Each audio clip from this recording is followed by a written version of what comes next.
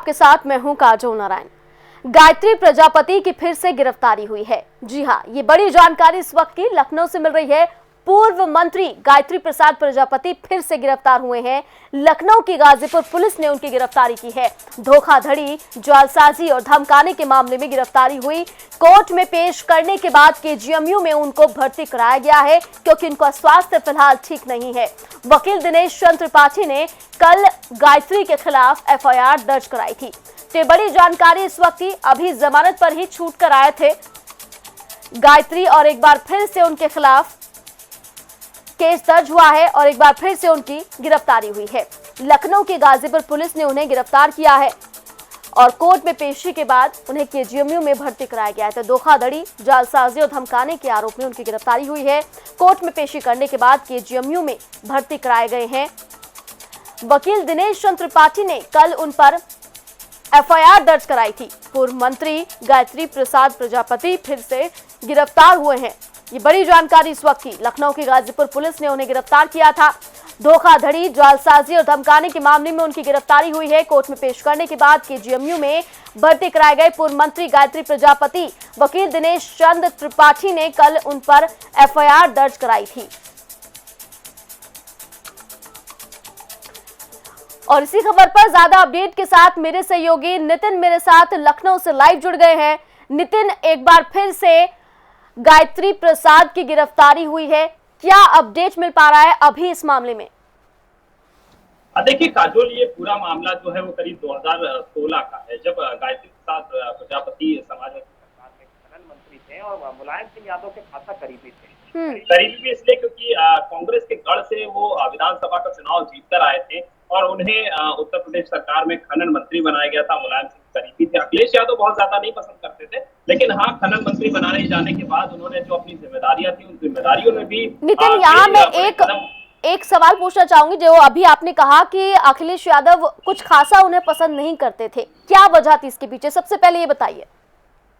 देखिए, सबसे पहले अगर हम इस वजह के बारे में बताएं तो कहीं ना कहीं जब उनको ये विभाग दिया गया था तो उस विभाग से अखिलेश यादव खुश नहीं थे। अखिलेश यादव का क्योंकि जिस तरह से लगातार उनका नाम भ्रष्टाचार में लिप्त नजर आया था और उसको लेकर भी कई सारे मामले दर्ज हुए थे। कहीं ना कहीं अखिलेश यादव उनसे नाराज चल रहे थे। अखिलेश यादव उन्हें बहुत पसंद नहीं कर रहे थे, लेकिन मुलायम सिंह यादव नेताजी के कहने पर वो अखिलेश यादव गायत्री प्रसाद प्रजापति के साथ विधानसभा चुनाव में मंच भी साझा करते हुए नजर आए थे। लेकिन कहीं ना कहीं अंदर दोनों के बीच में नाराजगी थी और इसी को देखते हुए अगर हम देखें तो जब उनके ऊपर रेप का आरोप तय हुआ, वो जेल गए, उसके बाद से ही समाजवादी पार्टी ने बिल्कुल गायत्री प्रसाद प्रजापति से कन्नी काट ली। किसी प्रकार का कोई बयान अखिलेश की तरफ से नहीं आया, ना कि सपा की तरफ से आया जी।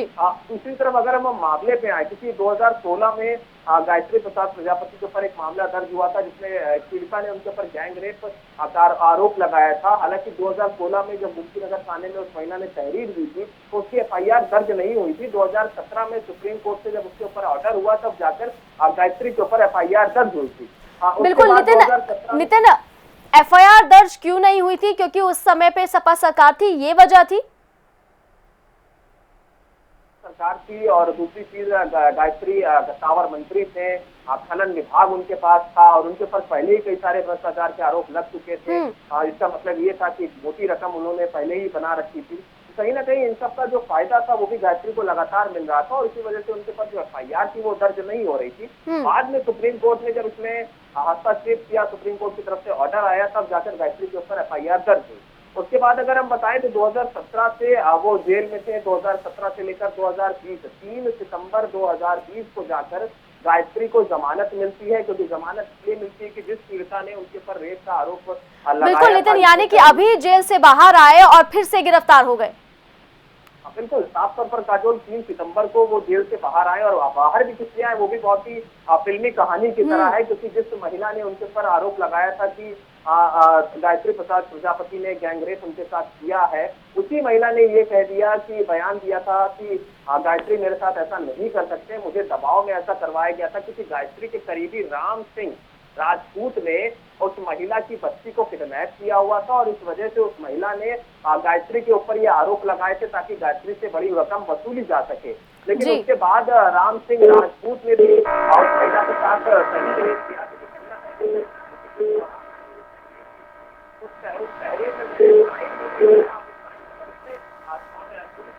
से और कोर्ट ने कहा है, कोर्ट ने ये हलफनामा भी इसमें शायद किया है कि जितने जो तहरीर उसकी तरफ से दी गई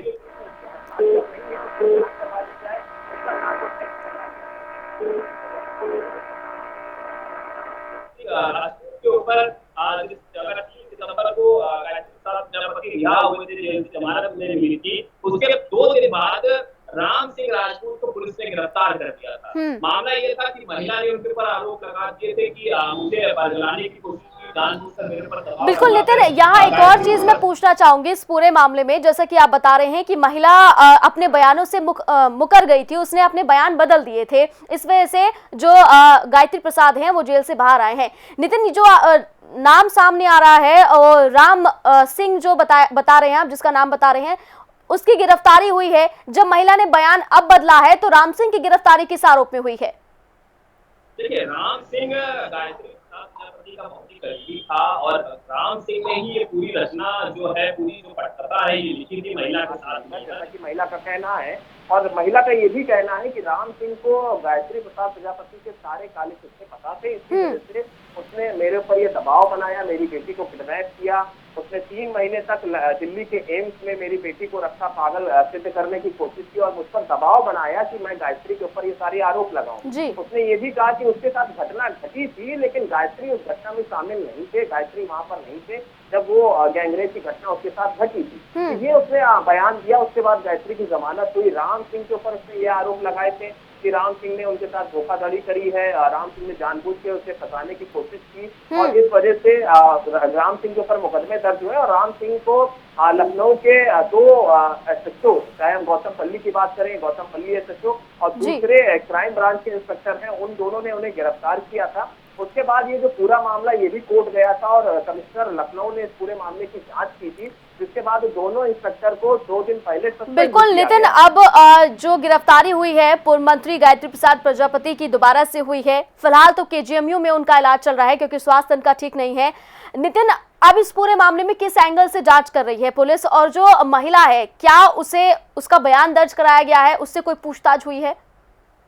काजोल, ये पूरा जो मामला है बहुत ही नाट्य है, बहुत ही इसमें बोला जाए कि बिल्कुल फिल्मी कहानी की तरह है। महिला ने जब अपने बयान बदल दिए तो राम सिंह राजपूत को पुलिस ने गिरफ्तार कर लिया। उसके बाद राम सिंह जो महिला का जो वकील था, उस वकील ने ये कहा कि उस वकील ने जो तहरीर दी गाजीपुर थाने में, उसका ये तहरीर में ये लिखा हुआ है कि गायत्री प्रसाद प्रजापति की तरफ से करोड़ों की बेनामी संपत्ति जो है वो महिला के खाते में ट्रांसफर करी गई है, जिसकी उसने डिटेल भी पुलिस वालों को दी है। और उसका ये कहना है कि महिला ने बड़े पैमाने पर पैसा लेकर ये जो पूरा मामला है, इस पूरे मामले को खत्म करने की कोशिश की और गायत्री को बचाने का प्रयास किया है।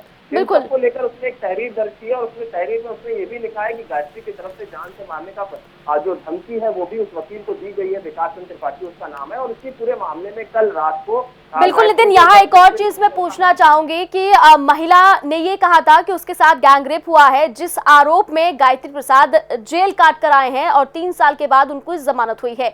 लेकिन नितिन, बड़ा सवाल ये है कि जब महिला मना कर रही है तो पहले रेप की पुष्टि कैसे हो गई? तमाम सवाल है जिनके जवाब जानना बहुत ज्यादा जरूरी हो जाता है, लेकिन जवाब कहीं दिखाई नहीं दे रहे हैं।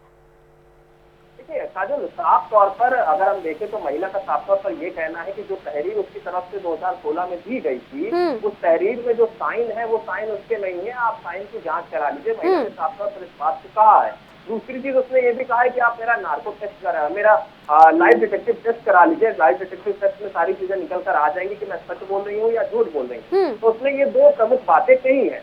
तो और उसके बाद अगर हम बताएं तो जिस तरह से लगातार गायत्री प्रसाद प्रजापति के ऊपर आरोप लगे थे, वो 3 साल तक जेल में थे, उसके बाद उन्हें जमानत मिलती है। और जिस तरह से विकास चंद्र त्रिपाठी ने ये सारे बड़े आरोप लगाए हैं कि महिला के खाते में बेनामी संपत्ति जो है वो ट्रांसफर करी गई है, इसी वजह से महिला अपने बयान से पलट गई है। तो ये कहीं ना कहीं बहुत ही जांच का विषय है। इसके कई सारे सबूत भी वकील की तरफ से पुलिस वालों को दिए गए हैं, पुलिस अपनी छानबीन कर रही है। लेकिन अब ये जो पूरी कहानी है कहीं ना कहीं फिल्मी अंदाज में पूरी तरह से बदल चुकी है। बिल्कुल, यानी कि ये जो पूरा मामला है अभी गोल गोल घूमता हुआ नजर आ रहा है, कुछ भी चीज अभी साफ नहीं हो पा रही है, चाहे वो महिला का बयान हो, चाहे वो ये पूरा केस हो या फिर वकील की भूमिका हो। नितिन, ये जो वकील हैं दिनेश चंद्र त्रिपाठी, उनकी भूमिका बहुत ज्यादा अहम है इस पूरे मामले में, क्योंकि उन्होंने ही FIR दर्ज कराई है दोबारा से और उनकी FIR दर्ज कराने पर ही गिरफ्तारी हुई है। अब बिल्कुल, साफ तौर पर गिरफ्तारी हुई है और यही वो वकील हैं जो लगातार महिला का केस जो है वो लड़ते आ रहे थे। गायत्री प्रसाद प्रजापति को अंदर करवाने में इनका बहुत बड़ा हाथ था 3 साल पहले और लगातार इन्होंने कई सारे साक्ष्य, कई सारी जो चीजें हैं, कई सारी जो सुनवाइयां हैं वो कोर्ट में करी। अब उसके बाद जब ये पूरा मामला निकल कर सामने आया, जब महिला ने अपना बयान बदल दिया, तो उसके बाद साफ तौर पर वकील का ये कहना है कि महिला ने एक बड़ी मुफ्त रकम जो है वो गायत्री प्रसाद प्रजापति से ली है, बेनामी संपत्ति जो है वो गायत्री ने इनको दी है, इस वजह से इन्होंने बयान बदल दिया और मेरे ऊपर भी दबाव बनाया जा रहा है कि मैं इस पूरे मामले में सब चीजों को रफा दफा कर दूं। रामवीर सिंह का जो नाम लगातार निकलकर सामने आया है, क्योंकि रामवीर सिंह के ऊपर भी महिला ने कई सारे गंभीर आरोप लगाए हैं कि उसने इनकी बेटी को किडनैप किया हुआ था, इस वजह से महिला ने गायत्री के ऊपर ये सारे जो आरोप लगाए थे। तो कहीं ना कहीं रामवीर सिंह और विकास चंद्र त्रिपाठी दोनों ही पूरे मामले में फंसते हुए नजर आ रहे हैं। वो सही तरीके से फंस रहे थे या गलत तरीके से फंस रहे थे, सच्चाई क्या है तो पुलिस की जांच में पता चलेगा। लेकिन उसके बाद कहीं ना कहीं जिस तरह से विकास चंद्र त्रिपाठी जो कि वकील है, उनकी तरफ से FIR दर्ज कराई गई है, उसमें उन्होंने कुछ साक्ष्य भी दिए हैं जिसमें महिला के खाते में या महिला को बेनामी संपत्ति जो है वो गायत्री की तरफ से भेजी गई है। पुलिस छानबीन करेगी, उसके बाद ही जो नतीजे। बिल्कुल नितिन, एक और चीज यहाँ मैं पूछना चाहूंगी, जो गायत्री प्रसाद है उनका रसूख काफी ज्यादा है, ये तो हम कह सकते हैं, क्योंकि पैसों के लिए ही ये सारा खेल खेला गया है। जिस तरह से जो रामवीर सिंह की जो चीजें हैं वो निकलकर सामने आ रही है। नितिन, क्या कोई और भी इस पूरे मामले में संलिप्त हो सकता है? क्या दोबारा से इस पूरे मामले की जांच होगी? देखिए काजोल, एक और अहम बात इसमें यह है कि विकास चंद्र त्रिपाठी जो कि वकील है, जिन्होंने कल FIR दर्ज कराई है, उनकी तरफ से इस बात को साफ तौर पर कहा जा रहा था कि उन्होंने जब जब सुनवाइयां करी हैं या सुनवाइयों के दौरान जब भी वो गायत्री के लोगों से मिले हैं, तो गायत्री के लोगों ने उनसे ये कहा है कि हम आपके नाम कई सारे प्लॉट लिख देंगे। उन्होंने ये भी कहा है कि हम आते जाते थे, मतलब वकील साहब जब आते जाते थे तो उनका आने जाने का खर्चा भी वो लोग देने की बात करते थे, इसके साथ ही होटल का बिल चुकाने की बात करते थे। तो पूरे प्रयास किए गए थे कि वकील को अपने कब्जे में किया जाए, लेकिन वकील विकास चंद्र त्रिपाठी ने जो सारे आरोप लगाए उससे नहीं लग रहा है कि उन्होंने वो माने हैं। लेकिन इसका दूसरा पहलू ये भी हो सकता है कि शायद जो जिस तरह से अगर हम देखें, ये बहुत ही कंफर्म बात नहीं कही जा सकती है कि अगर महिला के खाते में पैसे आए तो शायद कुछ लेन देन का भी मामला हो सकता है, जिसकी वजह से वकील साहब नाराज हो गए हो। नितिन, तो क्या इस बात की जांच हो पाई है कि महिला के खाते में पैसे आए हैं और जो रामवीर सिंह है उसके खाते में पैसे आए हैं? क्या इस बात की पुष्टि हुई है?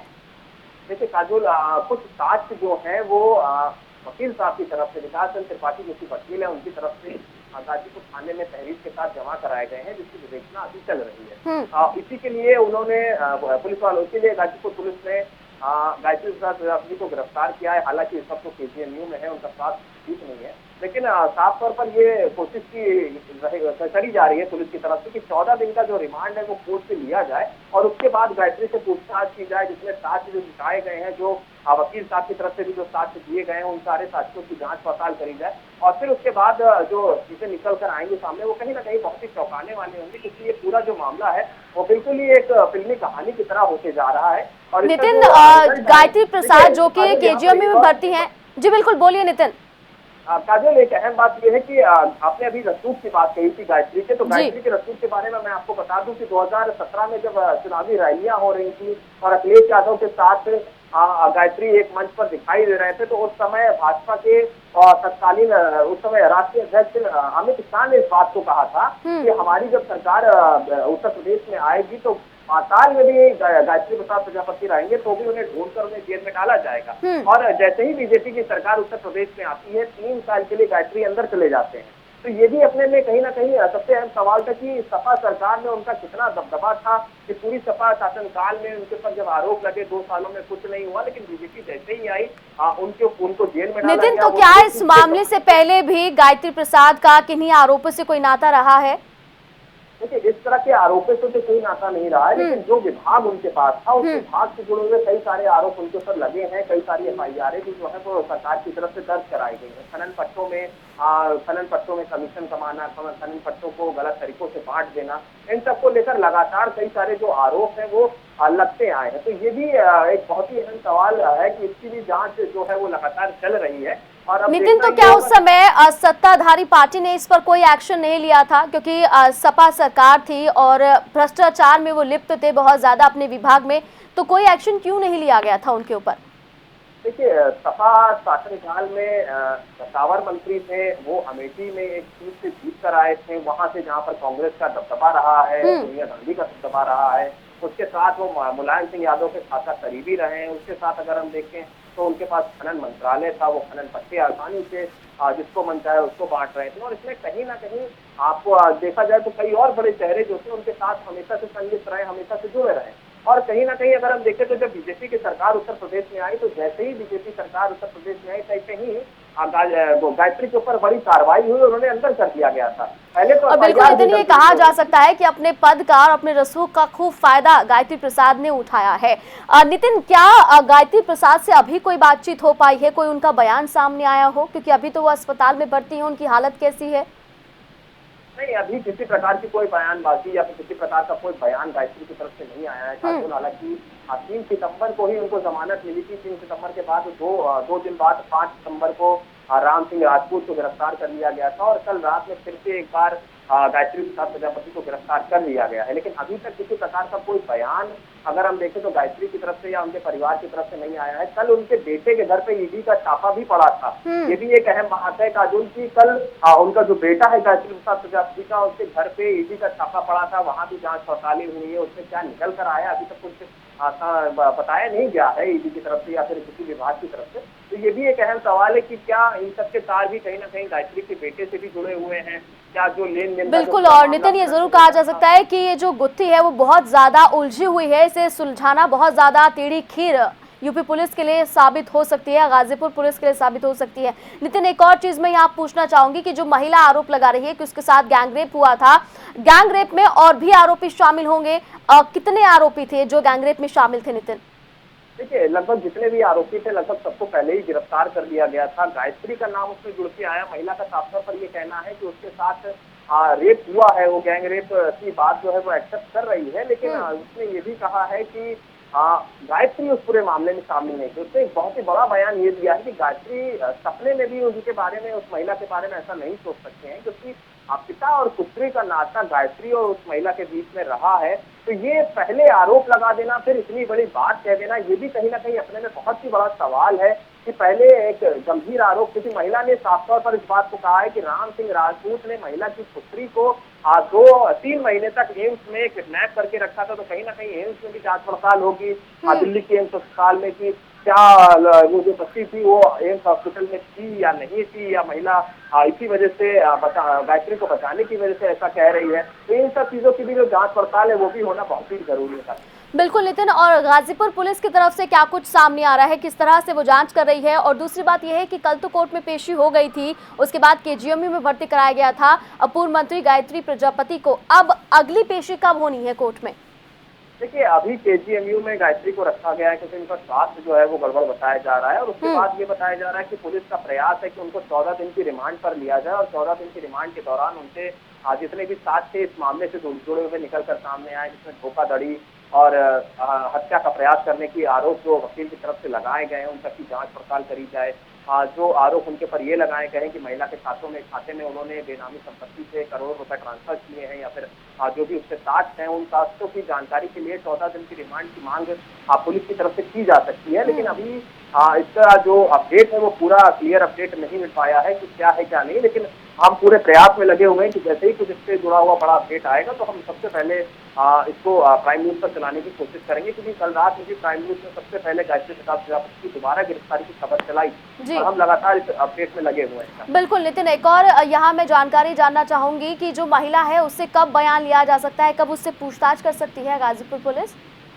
देखिए, बिल्कुल विवेचना का ये भी तरीका है कि जब उस महिला के पास वो इंस्पेक्टर जाएंगे, जिनको ये विवेचना दी गई होगी, उसकी जांच पड़ताल होगी, जांच होगी, क्योंकि ये पूरा मामला जो है वो सीओ को दिया गया है। सीओ के पास ये पूरा मामला है, और सीओ ही इसकी जांच जो है वो कर रही है। तो देखना ये होगा कि कब महिला जाती, क्योंकि अभी गायत्री को केजीएमयू में रखा गया है। जब तक 14 दिन की रिमांड कैंसिल नहीं हो जाती है कोर्ट की तरफ से, तब तक ये जो विवेचना का दौर है वो भी सही तरीके से नहीं शुरू हो पाएगा। तो पहले पुलिस की तरफ से ये प्रयास किया जा रहा है कि जो गायत्री की जो रिमांड है, उस रिमांड को कोर्ट से सैंक्शन कराया जाए और उसके बाद इसकी जो जांच पड़ताल है वो शुरू करी जाए। नितिन, जो आपने जिक्र किया है कि गायत्री प्रसाद के जो बेटे हैं उनके घर पर भी ईडी का छापा हुआ है, इस दौरान ईडी को किस तरह के सबूत मिले हैं? क्योंकि पैसे से जुड़ा ये पूरा मामला है और ये जो महिला कह रही है ये भी पैसे से रिलेट बात कह रही है। जो रामवीर गिरफ्तार हुआ है वो भी पैसे में गिरफ्तार हुआ है।